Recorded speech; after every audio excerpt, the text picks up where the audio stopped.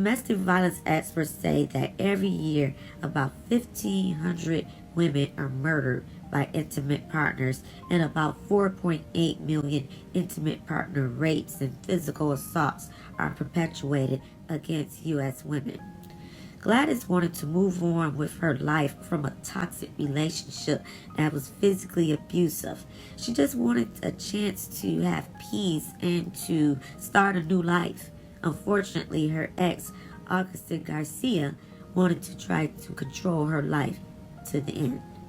So please, again, you've heard me say in the last two videos, this is Domestic Violence Prevention Month. So if you know anyone who is being abused emotionally, physically, please help that person.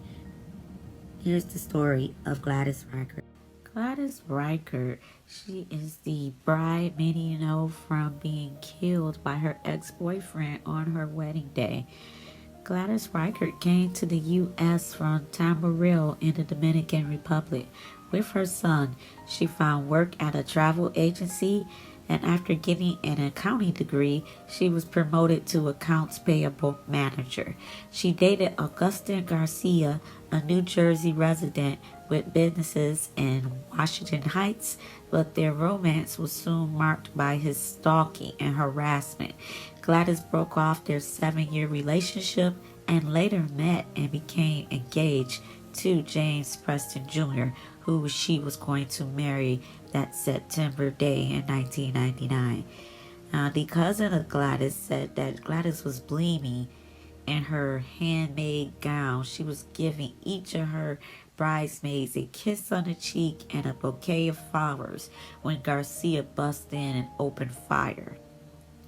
Now, on September 26 of 1999, at 4 p.m., 39-year-old Gladys, who had lived in a 2-story home in Ridgefield, New Jersey, with her mother and 20-year-old son, was posing for their final round of photographs before heading off to the church in Flushing, Queens, where Gladys was going to marry the love of her life, James Preston Jr., when her ex-boyfriend, like I said previously, came in and killed her.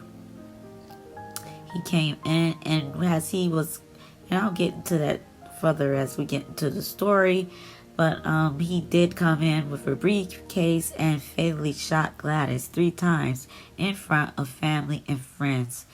She died of gunshot wounds to the head, spine, and upper arm, and police arrested Garcia at the scene. Now, Garcia was a prominent figure in the New York Dominican community. He had once headed an advisory panel for then Governor Mario Cuomo. Garcia owned businesses in New York that helped Dominicans with taxes and airline tickets and immigration problems. Now, Garcia's attorney stated that he murdered Gladys in an unintentional jealous rage after finding out she was marrying another man following their breakup months earlier. He threatened her with a gun and told her that she wasn't going to be with him, she wasn't going to be with anyone else. So after Gladys had ended the relationship with Garcia, she declined to press charges against him after he broke into her home, nor did she get an order of protection after he called her repeatedly, stalked her, and left roses on her lawn and a Bible on her doorstep. Now, a family friend says that nobody liked Garcia in the family, and her son, Gladys' son, absolutely hated him. Now, despite Gladys' engagement, she had been communicating with Garcia, quote-unquote, trying to turn him around, as a family friend, Joseph Bongiovanni, says. Garcia and Gladys had spent the weekend prior to her wedding together, and I don't know why she would have done that, but she did. So during the 3-week trial, witnesses testified that Garcia had been abusive towards Gladys and had stalked her for months before he killed her. Now, on a 911 audio tape that was made August 12th of 1999, just weeks before Gladys' murder, Gladys had told the police that Garcia was throwing rocks at her window and trying to get in her house. On the same day, Gladys declined to seek a restraining order against Garcia because she didn't want to embarrass him and his family. Now, Garcia's defense attorney also goes on to say that Garcia pleaded the crime of passion defense because he felt like Gladys was to blame for her own death because she had provoked Garcia into killing her by marrying someone else. And can you believe that? The audacity of this lawyer in blaming the victim for her murder is totally and absolutely disgusting. If I was a lawyer, there's no amount of money that Garcia or anyone could pay me to be that heartless. The family is also upset by Garcia's lawyer's claim that he opened fire inside of his ex-girlfriend's Gladys' house because the family jumped him. He shouldn't have been there, and he would have never been jumped. Although the family said that it didn't happen. They were trying to prevent him from going to the home because they could tell that he was going in the home to try to hurt Gladys. Now, a Gladys' sister says that he didn't say a word. He just walked in and started shooting. She said if they didn't fight him, he would have killed the whole family. She said a bullet even passed by one of her daughter's head.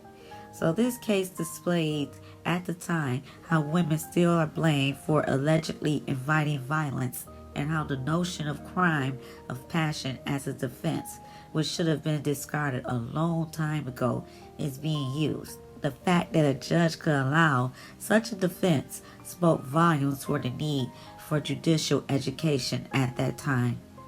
The jury was asked to consider the defendant's state of mind. That's just mind-blowing. That doesn't justify murder. Gladys had the right to marry whomever she wanted. The defense had argued that Gladys had played emotional mind games with Garcia, a respected businessman in the Dominican community. She told him of her wedding night on the night before. And that's another thing. She should have never had any communication with him. In my opinion, this is where Gladys took the wrong step. Once she broke up with Garcia months prior to the wedding, all communication between her and Garcia should have ceased to exist. Many believe that if Gladys had obtained a restraining order, she might be alive today, although that's not known for certain. In many domestic violence and stalking cases, victims have taken out multiple restraining orders to no avail. Gladys' fiancé, James Preston, doesn't want anyone, not even himself, talking about his fiancé. They said that he's still grieving and it's just hard for him to even hear her name. Now, Garcia was found guilty of first-degree murder in 2002. He was sentenced to life in prison with the possibility of parole. Gladys' family also filed a civil lawsuit against Garcia's estate, Garcia, and he must pay $4.225 million to her family.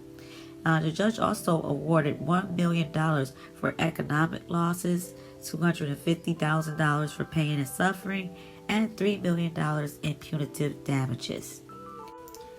In April 2018, the Gladys Ricart Gun Offender Registry Act was introduced to Congress. The bill was to establish the registration of violent gun offenders, provide for sufficient notification of their whereabouts, and to honor the memory of Gladys Ricart and other gun victims. However, the bill was never enacted. Now, Gladys' bodies was escorted back to Tamboril, her native land, by her fiancé and family, where she was buried. Josie Ashton, founder of the annual Gladys Ricart and Victims of Domestic Violence Memorial Walk, also known as the Bride's March, said that she was disturbed at the time by news reports that portrayed Garcia as the victim. She said her disquiet led her to create the Bride's March, now in its 11th year, to bring attention to domestic violence, which often goes undetected until it's too late. It's become an international movement, Ashton says. We have thousands of women walking in different parts of the world and in different states of America. Now, the next story is also a story in regards to domestic violence on the wedding day. Now, the bride, Kelly Ecker, who was 50 years old and a nurse in Terre Haute, Indiana, was marrying Dr. George Scott Sampson, who was 54, and he was an anesthesiologist at Union Hospital there in Terre Haute. Now, they said that the couple had exchanged vows just hours before the domestic incident happened. Multiple people at the wedding reception for George, who was called Scott, and his wife Kelly knew that a credit card transaction by Scott was declined when he attempted to pay the bill for the reception at the Ohio building in downtown Terre Haute. Now, many say that they believe that this sparked a violent episode with him, and that he was so outraged and irritated that he left the reception without taking Kelly, his new wife, with him. And many people there at the reception says that after that whole transaction ordeal, that everything just went downhill for the couple. Now, some wedding guests noticed tension between the couple almost immediately after saying "I do." Some guests were saying that the bride and groom didn't even speak to each other at the reception. And after the reception, the couple had held a bridal party, kind of after party for everyone at Scott's home. Now, it was said that Scott was yelling at Kelly that she would never get her hands on his money during the wedding reception. And the guest who said she was so concerned for Kelly that she asked her if she wanted to leave, and Kelly declined. So the guest said that she would call Kelly tomorrow. So after all guests left the after party early that Sunday morning, Scott shot and killed Kelly, then himself. Now, Kelly died from multiple gunshot wounds to the head and chest. Now, Kelly, before she was killed by Scott, she had made several 911 calls. The first one was made at 1:25 a.m. Now, Kelly, she was the caller, and she was able to give an address to the 911 operator, who was very incompetent and does not deserve to have her job, and does lack empathy at all. And so the first call, it was cut off.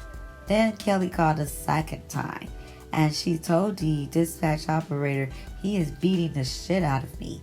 And then she says he has guns, and she told the operator her husband Scott Samson's name.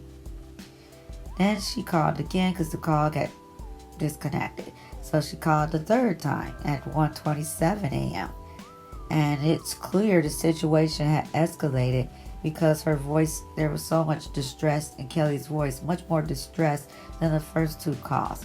And you can hear Kelly saying, "Oh my God," and then you just hear this barrage of gunshots. Due to Dr. Samson being armed and barricaded in the basement, deputies called for assistance from the Terre Haute Police Department Special Response Team. Deputies and Indiana State Police officers established a perimeter around the home as the Special Response Team assembled. With the aid of a remote camera, police found Dr. Samson unresponsive in the basement. Kelly Ecker Samson unfortunately died from multiple gunshot wounds to the head and chest.